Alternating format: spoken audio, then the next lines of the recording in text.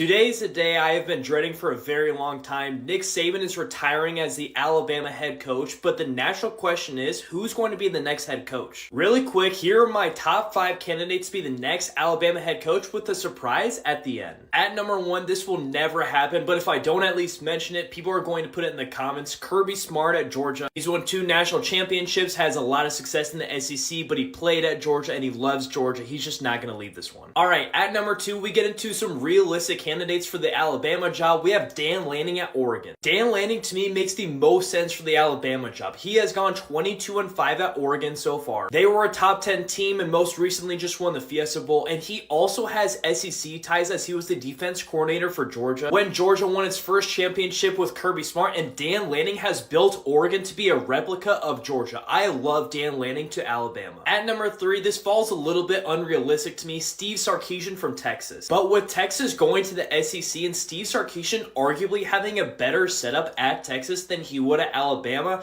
I don't think he's going to leave to take the Alabama job here. At number 4, Lane Kiffin. I debated whether Lane Kiffin should be the number 4 or number 5 option, but here's why I like him at number 4. Yes, he hasn't won the big games, and believe me, I have talked about that all year long.